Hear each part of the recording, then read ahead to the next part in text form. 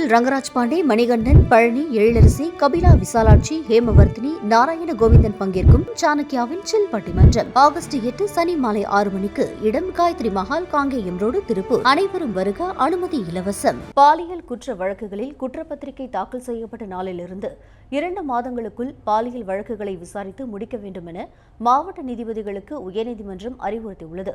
கடந்த 2025ஆம் ஆண்டு ஆஸ்திரேலியாவிலிருந்து திருவண்ணாமலைக்கு ஆன்மீக பயணம் வந்த வெளிநாட்டு பெண் ஒருவர் பாலியல் வன்கொடுமைக்கு ஆளாக்கப்பட்டார். இந்த வழக்கில் குற்றம் சாட்டப்பட்ட 2 போலீசார் கைது செய்யப்பட்ட நிலையில் வழக்கு விசாரணையில் தாமதம் ஏற்பட்டது. இதனைத் தொடர்ந்து பாதிக்கப்பட்ட பெண் சென்னை உயர்நீதிமன்றத்தில் மனு ஒன்றை தாக்கல் செய்தார்.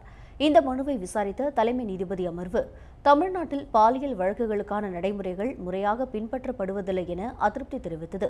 மேலும் பாலியல் வழக்குகளில் குற்றப்பத்திரிகை தாக்கல் செய்யப்பட்ட 2 மாதங்களுக்குள் விசாரணையை முழுமையாக முடிக்க வேண்டும் என்றும், போக்சோ வழக்குகளில் பாதிக்கப்பட்ட குழந்தையிடம் 30 நாட்களுக்குள் வாக்குமூலம் பெறப்பட வேண்டும் என்றும் உத்தரவிட்டுள்ளது.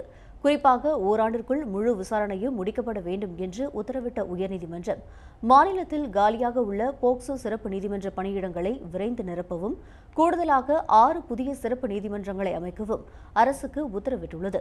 இவை தவிர நீதிமன்றத்தில் சமர்ப்பிக்கப்பட்ட தரவுகளின்படி தமிழ்நாட்டில் தற்போது வரை மொத்தம் 1920 பாலியல் வன்கொடுமை வழக்குகள் நிலுவையில் உள்ளன என்று சுட்டிக்காட்டிய நீதிபதிகள் இதில் 55 வழக்குகளில் மட்டுமே குற்றப்பத்திரிகை தாக்கல் செய்யப்பட்டுள்ளதாக வேதனை தெரிவித்தனர்.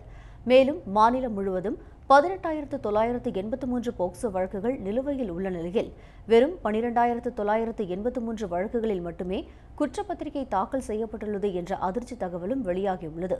வேலையே பயிரை மேய்ந்த கதையாக பெண்களுக்கு பாதுகாப்பு அளிக்க வேண்டிய போலீசாரே இதுபோன்ற குற்றங்களில் ஈடுபடுவது மீண்டும் நடைபெறக்கூடாது என நீதிபதிகள் தங்களது உத்தரவில் கடுமையாக குறிப்பிட்டுள்ளனர். இந்த உத்தரவு குறித்து அனைத்து மாவட்ட முதன்மை அமர்வு நீதிமன்றங்களும் மகளிர் நீதிமன்றங்களும் 2 மாதங்களுக்குள் அறிக்கை தாக்கல் செய்ய வேண்டும் என சென்னை உயர்நீதிமன்றம் உத்தரவிட்டுள்ளது.